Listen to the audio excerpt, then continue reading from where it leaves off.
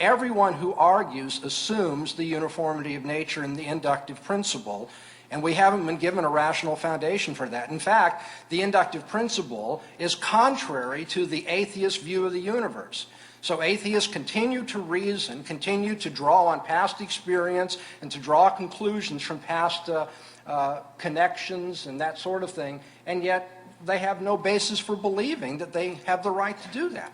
I'm just waiting for an explanation. It hasn't been given. When you appeal to sensory experience, you beg the question.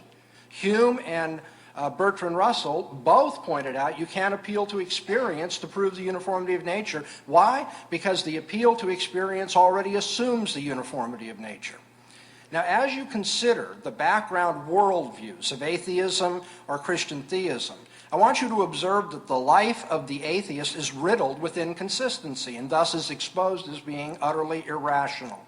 Atheists will presuppose human dignity and attend the funeral of a friend or to honor a relative, even a child with Down syndrome, but then they will turn around and argue that man has no dignity, is no different than any other product of evolution, like a snail or a dog or a horse. I don't see how they bring these two things together. The atheist will insist that man is nothing more than a complex of biochemical factors controlled by the laws of physics. And yet he kisses his wife and his children when he goes home, as though there is something called love that each of us share in the family. The atheist will argue that in sexual relations, anything goes. There are no moral absolutes. Don't impose your views on others. He'll even defend prostitution, but then indignantly condemn child molesters or morally repudiate necrophilia. You see, the atheist is just a bundle of contradictions. He can't bring his worldview into harmony with itself. He'll suggest that things which happen in the universe happen randomly. It just is that way, arbitrarily. Talk about primitive thinking. That's far more primitive than anything you can find, even in the time the Bible was written. It just happened. But then he'll turn around and he looks for regularities and law-like explanations of events. He looks for uniformity and predictability in the things that he studies in natural science. You see, the atheist doesn't have a workable worldview. He may go on and on autobiographically about how he doesn't like the God of the Bible and doesn't like the doctrine of hell and all that, but he doesn't have a workable worldview in terms of which to reason in the first place, to argue at all. And he exposes its weaknesses at every turn in his life. You see, you can claim that there is nothing spiritual, nothing immaterial, nothing abstract and universal, that only concrete particular things exist. You can claim that events are just random, that there's no personal plan or control or purpose in the universe. You can claim that reality amounts to nothing more but matter in motion. But you can't act or reason in that way. We have to ask the atheist, why should you be rational? I mean, if man doesn't have a mind, he's just, just has a brain that's subject to the laws of chemistry and physics, then there is no objective reasoning, and there's no freedom, actually, for us to consider evidence in an argument and choose one way or another. Just like weeds grow, so the mind of man does whatever it does by the laws of physics. We have to ask the atheist, where is the origin of life? On the evolutionary hypothesis, we are led to the irrational view that life spontaneously generated. And yet science today, all of biological science, proceeds on the opposite assumption, that spontaneous generation is wrong, as a matter of fact. No matter how much you tinker or work with a cake mix, you're not going to get the cake mix to make a political constitution. No matter how much you tinker with the cake mix, you're not going to get it to make a dream of a spring day. Why is that? Because the elements of a cake mix have nothing to do with what we're talking about when we talk about political constitutions and dreams and so forth. These are different kinds of things. Similarly, inorganic matter doesn't, by a mechanical reconfiguration, give rise to organic things. That kind of thinking is mythical. It's going back to the days of alchemy. But that's what the atheist worldview leaves us with. We don't know why we should be rational. We can't understand the origin of life. On the atheist worldview, why should we think in terms of scientific inference? This is what I keep driving at.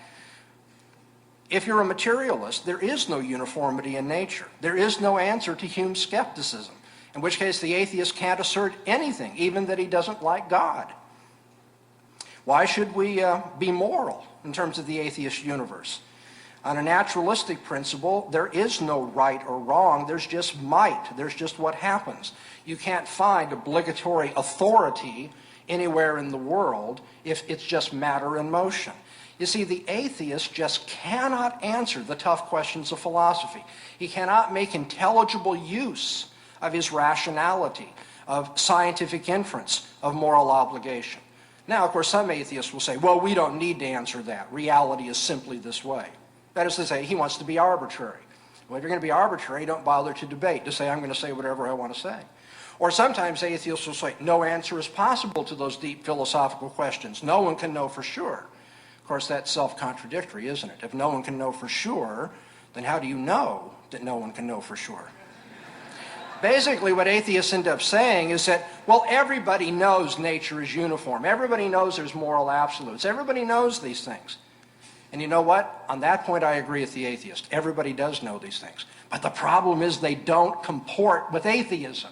These things that people know very well, the continuing evidence that you need a Christian theistic worldview to make sense out of experience, these things don't comport with atheism. Key philosophical questions are answered by atheists arbitrarily and inconsistently, in a way which can't make sense out of ordinary human experience and reasoning. And atheists try to hide this gaping defect in their theorizing from themselves, but it's not being hid from you tonight. I want you to consider a parallel. A person who were to come tonight and argue no air exists continues to breathe air, doesn't he, while he argues. And when I point out that if, as he says, no air exists, he couldn't be breathing, it would be intellectually inept for him to respond, no, you're wrong to say my theory implies I couldn't be breathing, because in fact I am breathing. You see, he would be so self-deluded that he wouldn't catch the significance of the fact that the facts belie his theory. And the facts, the most common facts of life, inductive reasoning, scientific conclusions, moral judgments, making experience intelligible, belie the theory of atheism. Intellectually speaking, atheists continue to breathe. I know that. They continue to reason, to be scientific, to make moral judgments. I don't doubt that. But the atheistic view of things would, in theory, make such breathing impossible, would render science arbitrary, logic impossible, and ethics nonsense. Atheists work hard to hide this intellectual poverty from themselves. That's why they look up verses in the Bible and try to ridicule things, rather than getting down to the basic issue of, do you have a philosophy of life in terms of which you can reason about anything at all? And they pretend, philosophically speaking, that they're not breathing God's air all the time they're arguing against him. The Apostle Paul in Acts 17 said to the philosophers in ancient Greece, in him, in God, we live and move and have our existence.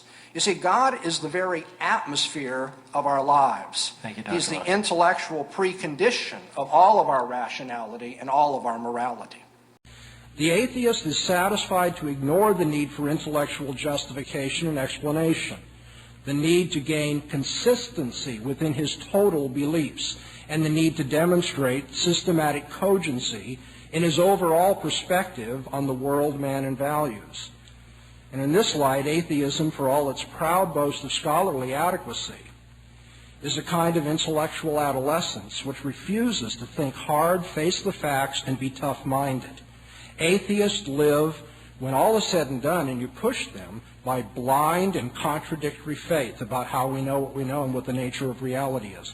Atheism is arbitrary and irrational, all the while dressing up in the costume of rationality. Philosophically speaking, it's really much closer to superstition, undisciplined reflection and wishful thinking than to science. No wonder the Scripture says that it's the fool who says in his heart there is no God. Paul says, professing themselves to be wise, those who are unbelievers, they became fools. That is not name-calling. That's a description of what happens to your reasoning when you will not admit the obvious.